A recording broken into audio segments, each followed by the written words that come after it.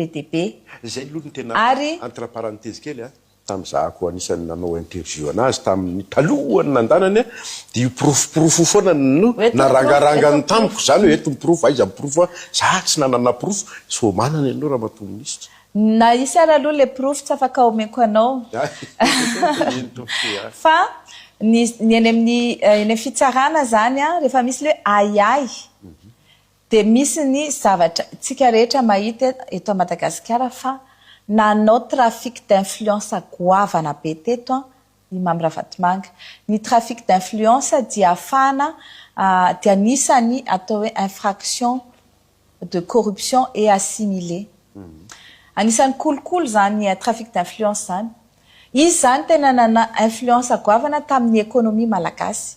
Manao monopole, manao raquette, hoe angalana vola ny mpandrara mba ahafahany mandrara eto Madagasikara.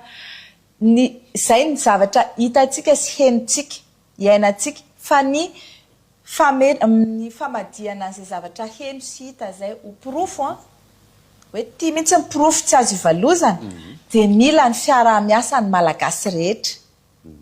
Zany hoe ny olona victime, nisy orinasa victime, ny olona izay niara-niasa taminy, ny olona izay nampiasainy, ny olona izay tsy nanaiky niara-niasa taminy, ny orinasa izay voatery niara-niasa taminy, zany rehetrarehetra zany no afaka mitondra an'izay porofo izay hoe nisy fanomezana hoe ahoana ny concrétisation izay trafic d'influence, ahoana ohatra nahafahanao nahazo des taxes.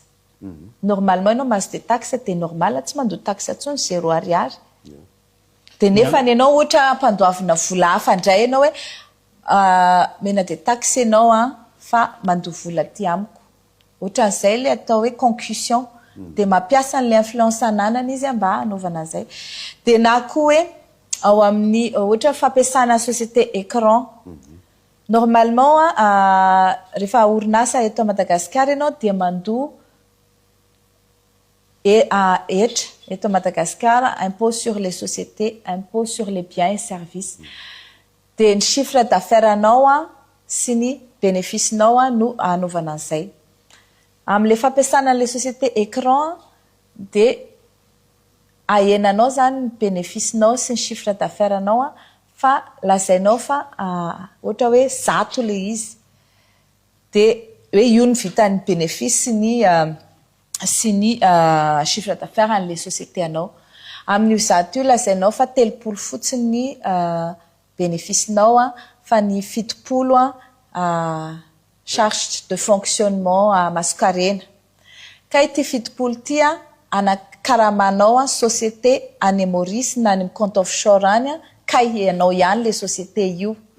Zany hoe manokatra société offshore ianao dia le 7 ataonao any lazainao fa nanakaramana ny société ohatry ny fournisseur. Tsotra kely ny fanazavako anazy. Raha vao manao ohatr'izay ianao dia izay natao évasion fiscale na dumping. Dia io société anao io amin'izay avy eo no tena mivarotra an'ilay zavatra ataonao na tena manao an'ilay asa tena ataonao manao facturation any ivelany dia ataony 500 ohatra ny facture.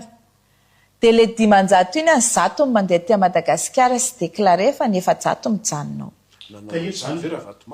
BTP ny olona manao an'izany. Ianao Ravatomanga ve nanao an'izany raha fahalalanao azy? Ao anatin'ilay fanadihadiantsika fa anisan'ny zavatra nataony izay ary ao anatin'ny zavatra ataony satria misy zavatra tsy afaka teneniko mba tsy ahafahan'ilay avocat nanan'ilay 1 million de chance anafaka ny client. Ministra zany voany ve miantso an'ireo rehetra voakasika mety hoe manana porofo anatona ministera sa hoe efa ao anatin'ilay fandrafetana n'ilay blokana dossier nareo ho alefatsika porofo any sa manahoana?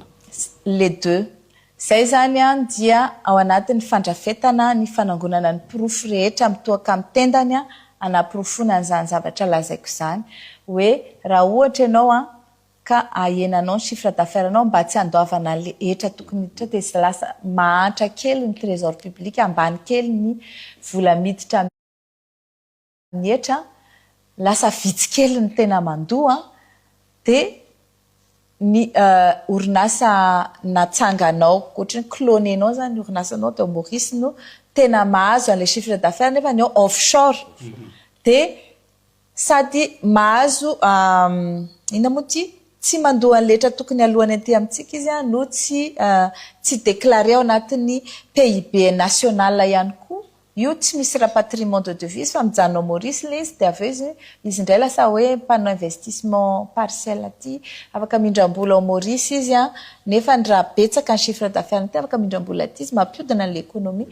misy conséquences maro be izy fa zao misy andraikitry ny fitondram-panjakana ihany zany zavatra zany teo aloha am'le hoe emprise monopolisenao ny zavatra rehetrarehetra voatery le olona mitady fomba aiza raha ny afahana miala am'le monopole misy ataonao redressement fiscal isaky mihetsika le olona normal izy raha mitady fomba anenana n'iny redressement aiza raha ny andoavako mba tsy andoavako n'io zavatra mio papan'io satria tsy mariny io redressement io ary izay na tonga ny DGI non tsy DGI DGE directeur général des grandes entreprises nenjena teny amin'ny fitsarana teny amin'ny Bianco sy teny amin'ny PAC ho manao redressement fiscal abusif amina société maro be nisy ny dénoncé le izy a fa